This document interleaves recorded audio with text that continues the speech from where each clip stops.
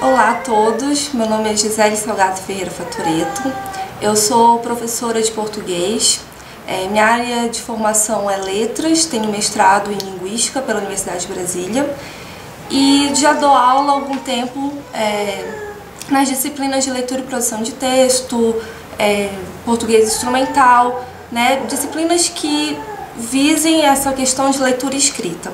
Então estou aqui hoje para ajudar um pouquinho vocês nessa questão. Bom, o que é importante, né? A primeira coisa que é importante a gente pensar na questão de leitura e produção de texto, né? Os dois caminham juntos. No caso do que, né? Muitas pessoas falam que, nossa, escrever é um dom, eu não nasci para isso. Não é verdade, escrever vai ser uma habilidade. Quanto mais você pratica, mais você melhora, né? Então é necessário que a gente pense que não é um dom. Então, outra parte também é importante a gente pensar que escrever é um esforço, né? A gente precisa se empenhar no que a gente faz, então é preciso a gente pesquisar sobre o assunto. Então, eu preciso dominar o assunto. E como é que eu vou dominar o assunto? Lendo, né? Eu preciso ler.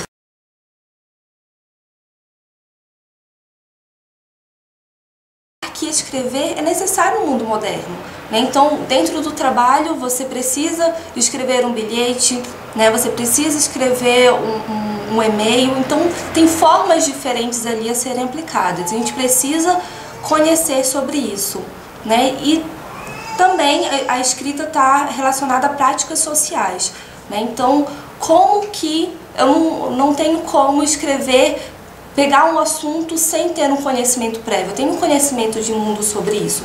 Então, quanto mais a gente vive, mais a gente conhece, né, as coisas. Então, é necessário que a gente leia, né, outros autores com referência naquele assunto, que aí eu vou ter uma ideia o que aquela pessoa diz sobre aquilo. Então, vou poder argumentar, vou poder fundamentar a minha ideia.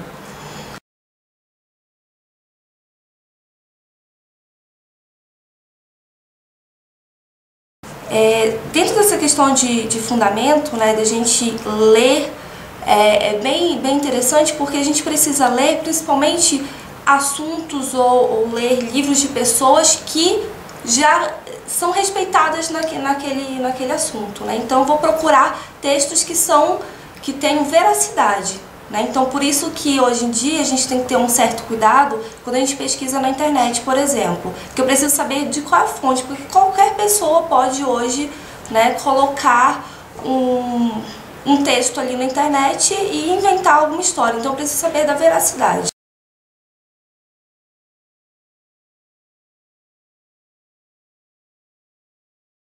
Para ter a minha opinião, eu preciso, consequentemente, ter lido, né, sobre vários pontos de vista sobre aquele assunto. Bom, então, o que eu preciso fazer para escrever? Eu preciso escrever todos os dias, nem que sejam anotações, resumos, textos, cartas, bilhetes. Eu tenho que me motivar, né? Como é que eu vou fazer isso? Eu vou pensar, bom, a escrita é necessária, né? Para eu conseguir um emprego, para eu me comunicar, né? Hoje na internet também eu preciso saber escrever. Então eu preciso me motivar. E nós, como professores, precisamos também motivar os nossos alunos, né? A outra questão de motivação também é fazer com que os alunos queiram saber muito mais. Então tem que ser um assunto que interesse eles também. Não adianta a gente pegar livros, pronto, eu vou agora fazer com que os meus alunos leiam Machado de Assis, José de Alencar. São livros ótimos, mas isso depende da faixa etária. Então a leitura, ela vai estar ali vinculada, mas vai estar vinculada à idade também, à faixa etária, né? Então, até que às vezes meninos e meninas. Menino não quer saber muito de livros que tenham questão de romance, eles querem mais ação, aventura. Então isso a gente tem que especificar também, né? Para justamente motivar, para que esses alunos queiram saber mais, mas num assunto que os motivem, né? Outro ponto também que é necessário na escrita é considerar a escrita como uma habilidade importante para o nosso sucesso profissional. Então sempre motivar, olha, vocês precisam escrever porque lá na frente vocês vão precisar disso, então vamos lá, vamos prestar atenção. E sempre também, lógico, como eu falei, tem que motivar o aluno, mas também tentar motivar não só um assunto, mas tentar uma variedade de texto, porque, como eu já falei, quanto mais a gente conhece, mais a gente vai ter ideia sobre aquele assunto, a gente vai conhecer muito mais. E é através da leitura que a gente vai ter esse conhecimento, certo?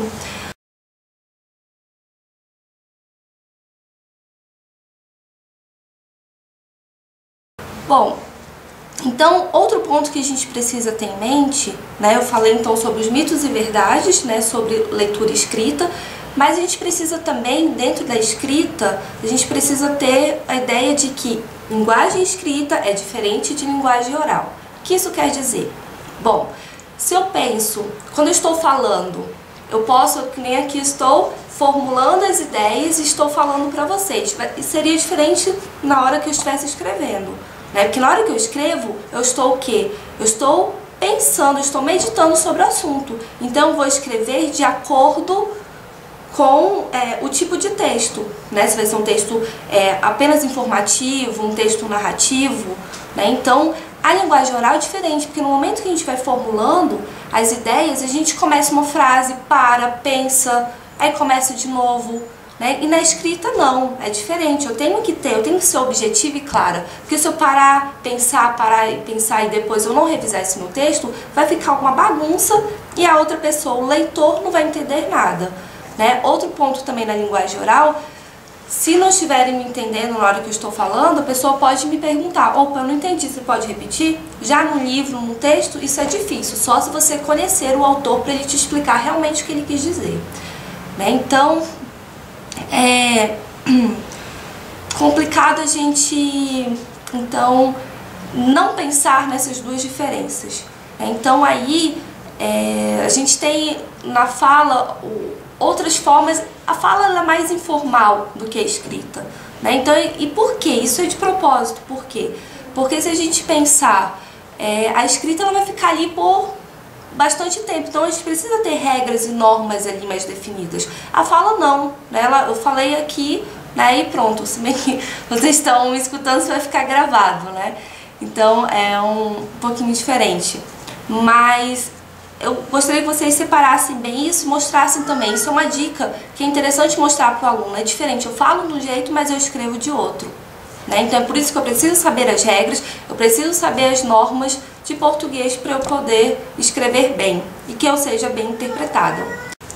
Se eu fosse escrever um texto da forma que eu falo, seria totalmente descontextualizado, certo? Porque se a gente for pensar nas vogais, o E final, quando a gente fala leite, a gente tem um som de I, né? E se eu fosse escrever com I, eu estaria escrevendo, não estaria de acordo com a regra, que é leite, mas é um E final e não um I, como a gente fala.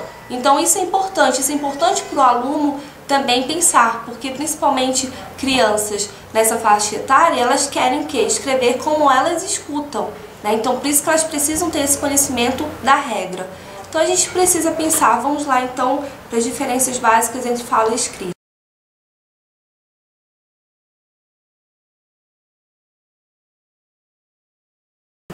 A fala ela vai ser sempre contextualizada. Eu tenho um contexto, certo? Eu tenho um momento ali. A escrita não é descontextualizada. Eu estou escrevendo naquele momento, mas eu tenho que situar onde que aconteceu, por que que aconteceu, com quem que aconteceu, quais foram as pessoas envolvidas ali. Né? E já na fala não, eu tenho ali as pessoas ao meu redor, está contextualizado.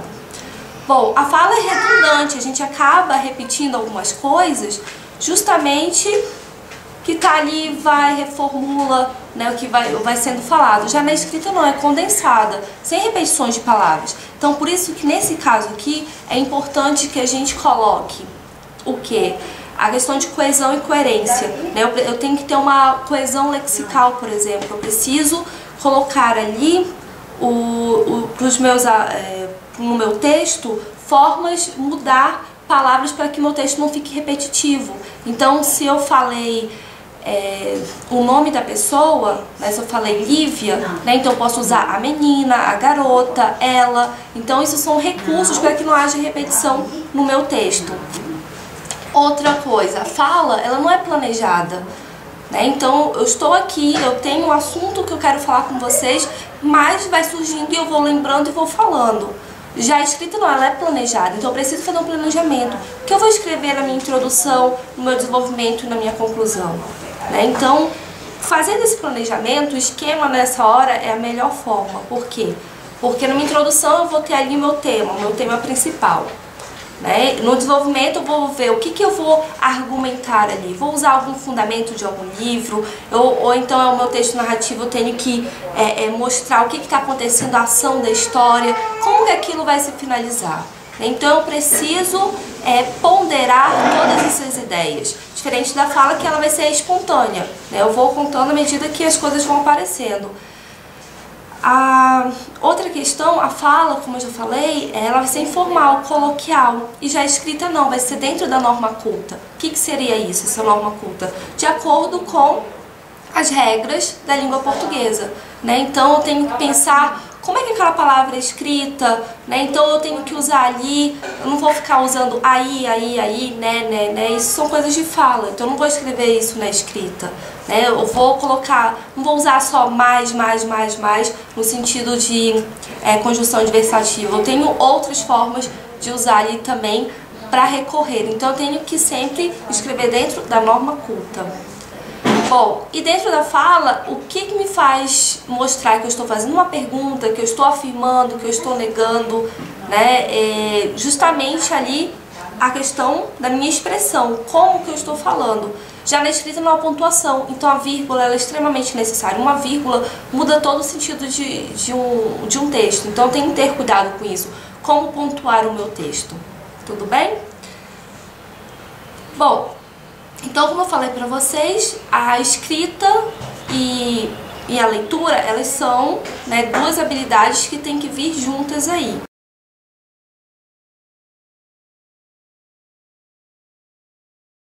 Se eu conhecer apenas o que é da minha área, quando alguém estiver falando alguma coisa sobre medicina, vai ser meio difícil saber o que aquela palavra vai significar, né? Se eu for pegar a palavra pente, por exemplo, o nosso dia comum é o quê? Para pentear o cabelo, né? Agora, se eu for lá na área da medicina, vai ser uma questão, um aparelho lá, vai ser um objeto de um aparelho lá específico, né? Então eles vão ter outro significado. Então depende de que contexto que eu estou falando, certo? E a melhor forma também de trabalhar essa questão da leitura, quando você não souber o significado de uma palavra, é recorrer ao dicionário. E aí vale lembrar que é extremamente importante mostrar ao aluno como utilizar o dicionário. Porque muitas vezes a gente entrega o dicionário para o aluno, mas não explica que o dicionário ele vem o quê? Numa ordem alfabética. E que ele tem que procurar. O que vem? Vou procurar a palavra amor. Então primeiro eu tenho que ir lá na palavra A. Depois do A vem o quê? Um M. Então ele tem que procurar na sequência. Às vezes os alunos eles não gostam do dicionário porque eles não sabem como utilizá-lo.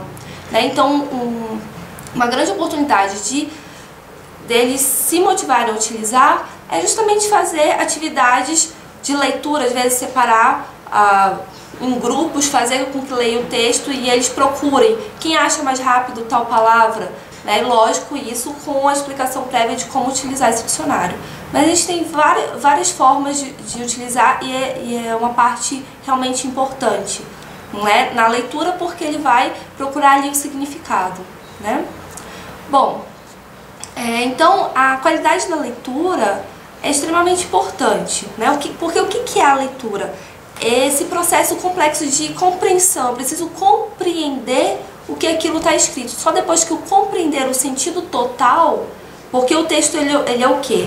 Ele começa com palavras, então a unidade mínima do texto vai ser o quê? A palavra vai transformar em frase, a frase vai se transformar em parágrafo e vários parágrafos se transformam num texto. E só depois de eu compreender todos esses parágrafos é que eu vou compreender realmente a ideia do texto, certo? Então eu preciso, a leitura ela serve justamente para compreender, né, sobre aquele assunto. Eu só vou compreender depois que eu entender realmente tudo que aquele texto quis dizer.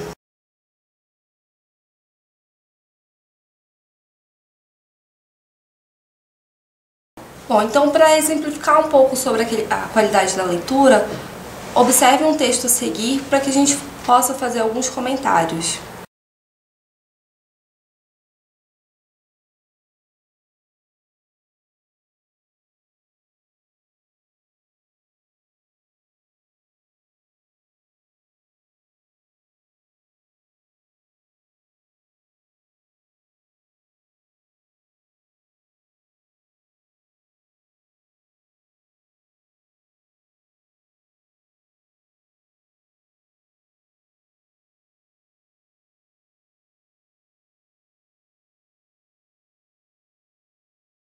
Bom, então, o que a gente precisa observar, né? Observar o título, o nome do texto.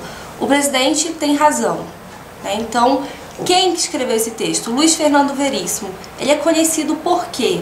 Justamente pela questão de humor, ironia. Então, você já espera que tenha alguma coisa nesse sentido nos textos dele, né? Então, ele também é conhecido como um cronista crítico que se opõe ao governo em questão, né? Que no caso a gente vai ver que é o FHC, que era o Fernando Henrique Cardoso, que outro elemento que vai mostrar isso é a questão da data, né? O texto ali traz de 1998. Então, outra questão que a gente pode ver, né?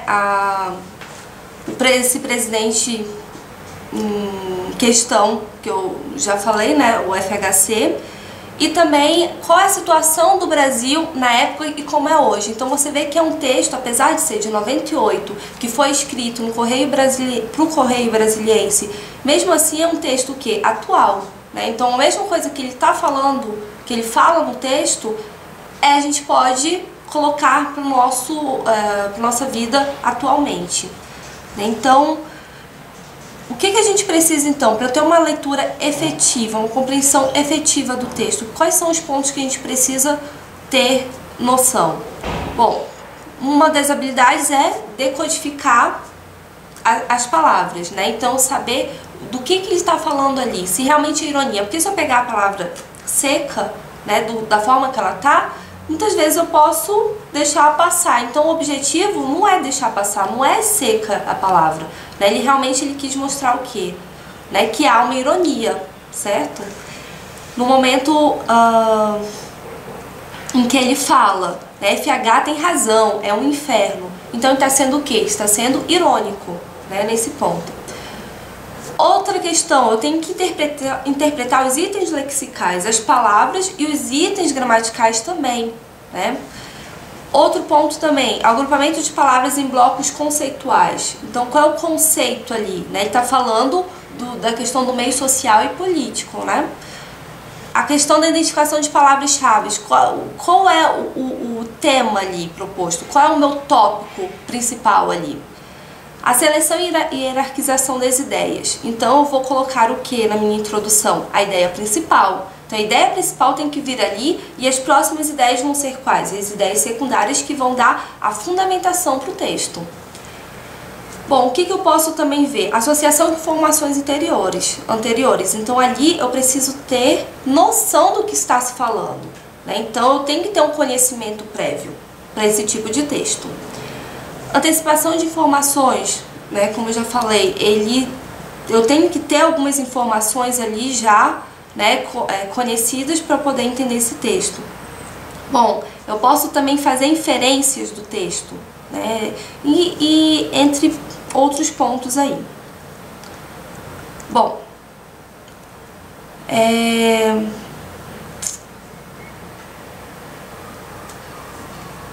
o que eu preciso? Quais são os procedimentos para a minha leitura, né? Então eu tenho que o quê? Primeiramente, observar o título e subtítulo, se houver. Tenho que analisar as ilustrações. Geralmente a ilustração já vai me dar uma ideia do texto. Tenho que reconhecer os elementos paratextuais importantes. Quais são os parágrafos? Tem uma coisa em negrito, sublinhado, alguma palavra deslocada, alguma enumeração. Tudo isso já vai me dar uma ideia do texto ali.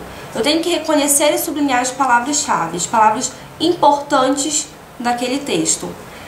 Eu tenho que identificar e sublinhar as palavras ali, fragmentos, não podem ser palavras, podem ser alguns fragmentos do texto que sejam significativos, que tenham ali as ideias principais, né?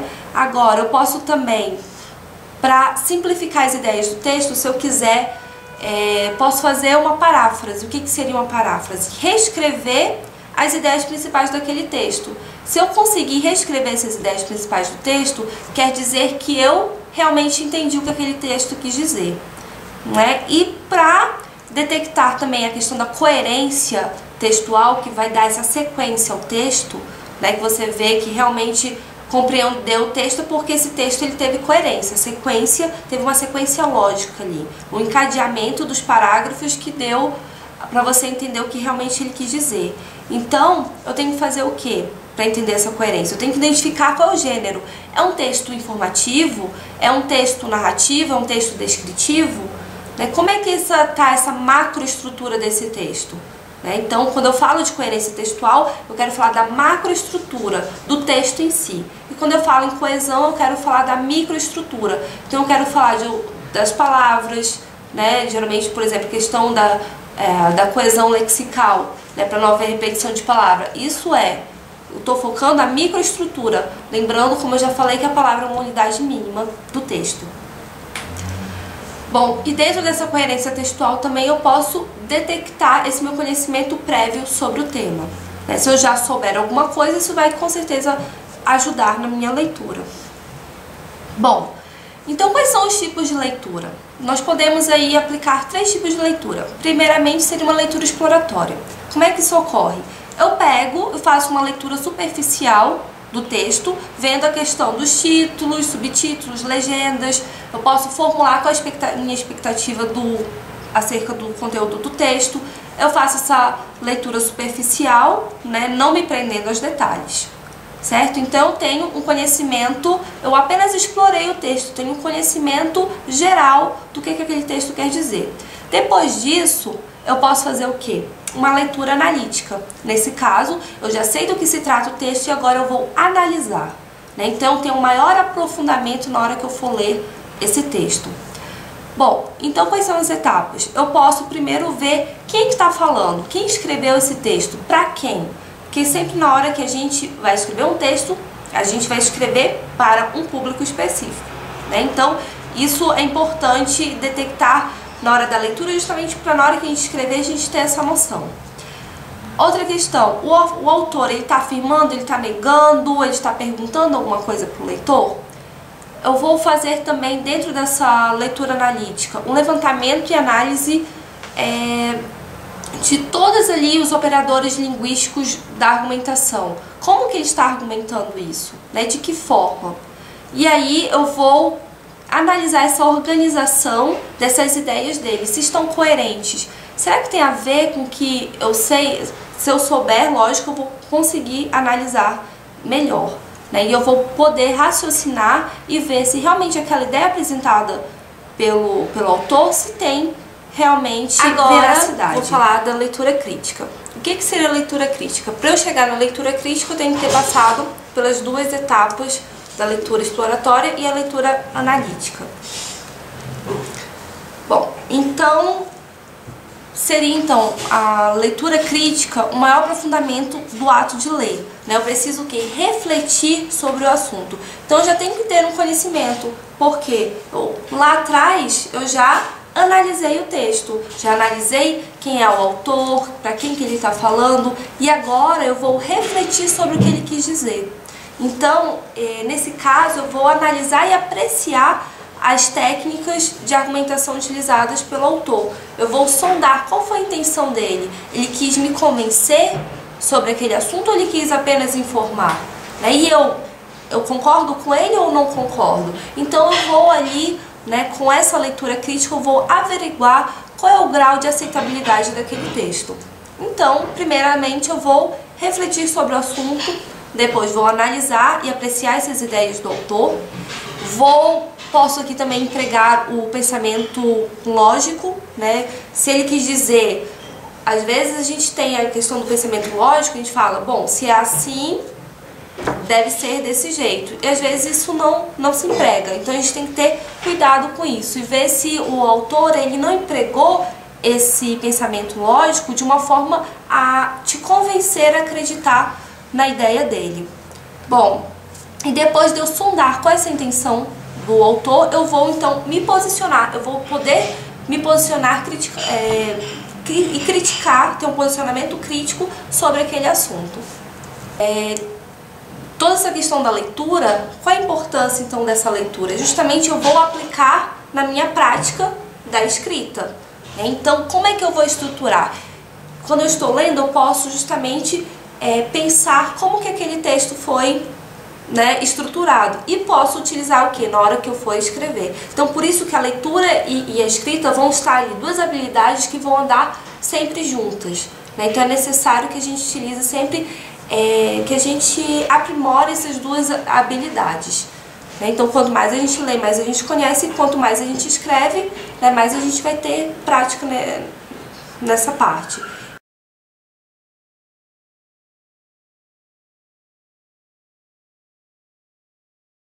Então, o texto ele vai ser o quê? Uma unidade linguística.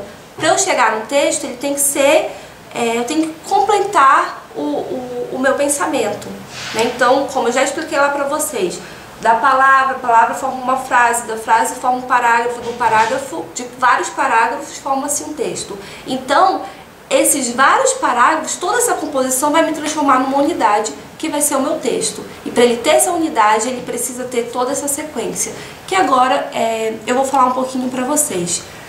Primeiramente, eu queria falar sobre a questão de coesão e coerência, né? Como eu já comentei com vocês, quando eu falar da coerência, eu estou falando da macroestrutura, da questão da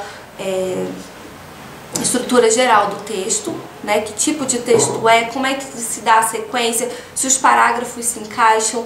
E a coesão vai ser dentro da microestrutura, né? Se aquele tipo de palavra, né? Será que essas palavras que eu estou utilizando têm a ver com os tipos de texto que eu estou escrevendo? Então não adianta ter só coerência ou ter só coesão. Tenho que ter as duas coisas para que o meu texto se transforme nessa unidade de sentido.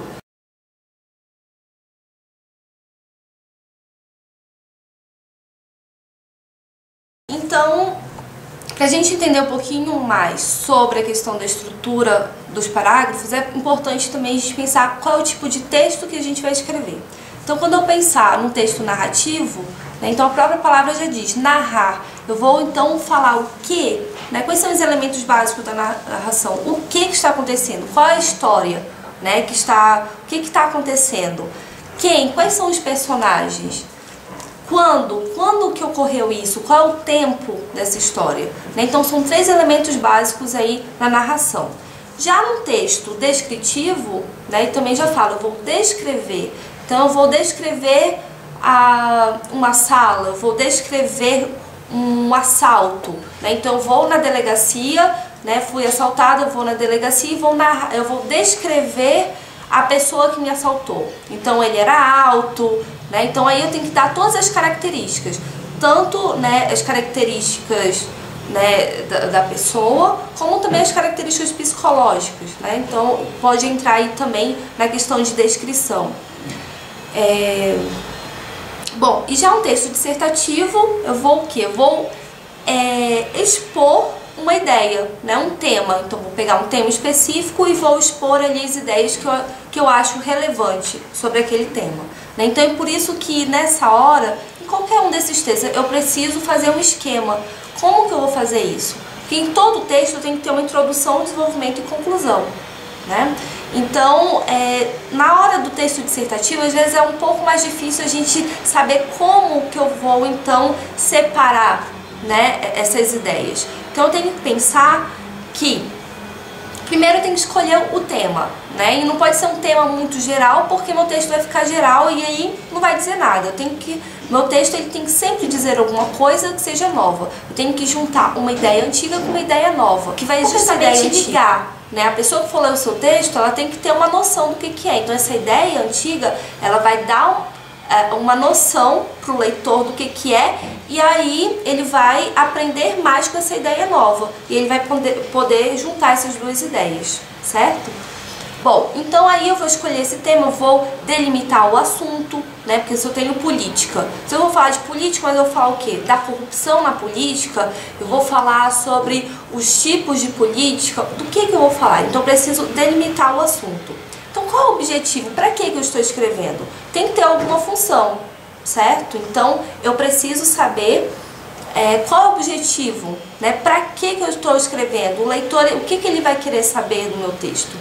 E aí sim eu posso começar a pensar no título, né? Então eu penso num título e esse título não precisa ser pronto, vai ser esse. Depois que eu escrevo eu posso rever o título e ver se realmente está condizente com o que eu disse no texto. Depois disso eu posso o quê? Levantar as ideias. Então qual é a minha ideia principal? Quais são as ideias que eu vou fundamentar essa ideia principal? Lembrando que cada parágrafo vai ter uma ideia principal e vai ter as ideias secundárias. Classificação e ordenação das ideias, né? Eu tenho que classificar essas minhas ideias. Então, bom, essa ideia aqui da introdução, essa ideia do desenvolvimento e essa ideia da conclusão. Pronto, classifiquei. Distribuir, né? Eu vou classificar e distribuir essas ideias. Bom, então como é que eu faço isso? Eu tenho que estruturar em parágrafo. Primeiramente, depois de você ter lido sobre o assunto, pensado, é importante então você estruturar essas ideias, como eu falei, no esquema, né? Você vai colocar a introdução e aí você coloca a sua ideia principal, né? Que a gente vai chamar de tópico frasal, certo? Um termo mais técnico, mas a gente pode também falar de ideia principal, que é o que vai fundamentar, que vai dar ideia para aquele meu parágrafo.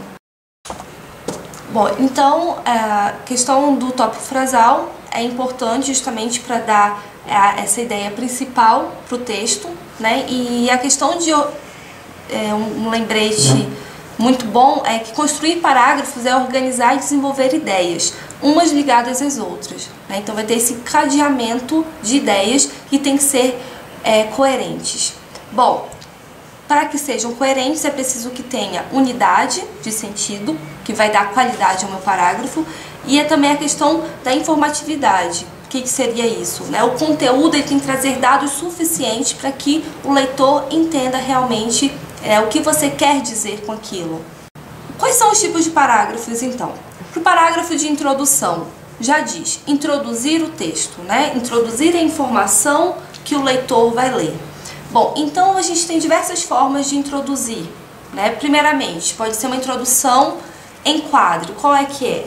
Seria uma de enfocar o problema, declarando a importância e sua atualidade, né? Pode ser também uma declaração inicial, né? Eu vou explicitar ou justificar o que se declara. Bom, outro ponto também eu posso dividir as minhas ideias, né? Eu posso colocar ali a presença de 2 ou mais elementos, né? E a partir dali eu vou já criar o meu, justamente separar esses pontos, né? 1, 2, 3 pontos, que aí eu já vou organizar dessa forma também para o meu desenvolvimento. Outra questão, posso começar com uma alusão histórica, né? Vou representar um fato passado, né? Que vai se relacionar com o fato presente. Outra forma também, uma proposição que vai explicitar os objetivos do autor no texto. Por último também, dentro do parágrafo de introdução, eu tenho a interrogação, que seria o quê? Eu suponho um desconhecimento real, né, ou um desconhecimento retórico, né? Então, introduzo com uma pergunta que eu posso justamente responder ao longo do texto e concluir aquela ideia. Já na introdução, eu posso também tentar captar a atenção, né, referente à opinião de alguém. Então, eu coloco a opinião de alguém conhecido naquela área, né? Então, a partir daquela ideia, eu vou estruturar todo o meu texto, né? Eu posso também tentar fazer algum suspense, né? Supor alguma informação negada que aí dessa forma vai aumentar a curiosidade do leitor. Mas a gente tem que ter cuidado, né, a utilizar de que forma que realmente na introdução a gente não pode colocar todas as nossas informações ali, porque senão o leitor não vai ter interesse, ele vai ler o resto do texto e vai dizer, bom, para que eu li então o resto do texto se toda a ideia está ali na introdução? Então eu tenho que apresentar, eu tenho que introduzir, né, com o tema proposto, e ali o meu desenvolvimento e a minha conclusão tem que estar de acordo com a minha introdução, tudo bem? Bom, então vimos já o parágrafo de introdução, agora vamos ver o de desenvolvimento. Eu posso, então, como é que eu vou fazer? O nome já fala, desenvolver o tema que foi abordado na introdução. Então aqui né? Geralmente eu posso ter, para o parágrafo de introdução, eu posso ter 1 ou 2 parágrafos, geralmente a gente tem apenas um parágrafo, e já no parágrafo de desenvolvimento vai depender como que eu vou abordar, né, todas essas minhas ideias, as minhas fundamentações. Então eu posso ter a questão da exemplificação e ilustração, que eu tenho um tipo de parágrafo utilizado para confirmar alguma tese, né? Então eu vou usar ali expressões, por exemplo, a saber, ou seja, como tal, como, que vai me ajudar ali, são elementos coesivos que vão ajudar nesse meu tipo de parágrafo. Posso também ter um parágrafo de desenvolvimento de enumeração de detalhes. Então, né, eu posso descrever, né, esses detalhes. Posso listar atributos de um objeto expondo as suas características ou ações. Então, esse é um tipo de parágrafo de desenvolvimento, de enumeração de detalhes. Outra forma também é fazer uma comparação ou contraste. Então, eu vou colocar ali semelhanças ou diferenças entre 2 temas ou objetos. Aqui, né, a analogia pode ser colocada. Outro tipo de parágrafo é o de definição. Então, eu vou explicar o significado do termo em questão, né, limitando o termo definido, justamente para que o leitor ele compreenda, né, o que você quis dizer com aquele termo. Posso ter também de causa e efeito e consequência. Vai focar as ligações entre um ou vários resultados e suas causas. Então, nesse tipo de parágrafo pode vir primeiro tanto a causa quanto o efeito. Vai depender do seu objetivo. Outro tipo de parágrafo seria o de narração. Então, vai começar com a ideia núcleo, né, que anuncia os fatos. Então, nesse caso, a cronologia deve ser levada em consideração. Posso também ter um parágrafo com os dados estatísticos. Isso enriquece o texto bastante, né? E vai enriquecer o texto com números a fim de conferir maior credibilidade, né? Então, ao que o autor está escrevendo. Então, se você colocar segundo o IBGE, né? Então isso dá credibilidade ao seu texto. Bom, outra questão, outro tipo de parágrafo de desenvolvimento é a apresentação de razões. Então vai ser esse processo de argumentação. Se você vai argumentar a favor ou contra, né? Então os conectivos mais utilizados nesse tipo de parágrafo são porque, pois, em razão de, em função de, né? Então esse tipo de parágrafo ele justamente para tentar convencer o leitor da sua ideia, a ideia que você está apresentando. Bom, já o parágrafo de conclusão vai ser a finalização desse tema abordado, né? Então, como você pode finalizar? Pode ser uma conclusão resumo, você vai sintetizar os pontos já apresentados anteriormente, que foram discutidos no texto. Eu posso ter uma conclusão propósito, que vai indicar argumentos ou descrever propósitos em relação ao tema. Posso ter uma conclusão com efeito, vai apresentar um fato curioso, uma citação, um paradoxo, né, sempre ali de acordo com o texto. Aqui não pode fugir do tema, tem que ser de acordo com o que você já falou. Não pode de jeito nenhum apresentar uma ideia nova para o seu texto, senão você vai ter que desenvolver essa ideia nova. Então tomem bastante cuidado, tudo bem? Certo.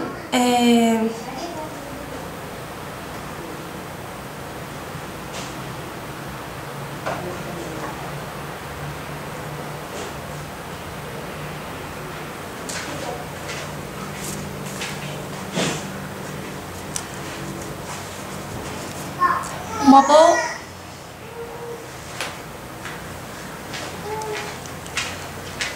Bom, como é que vocês podem trabalhar esse tipo de estruturação em sala de aula? Eu gosto muito de trabalhar com os meus alunos da seguinte forma. Separo a turma em 3 grandes grupos, né? Então, peço... Isso vai depender, né?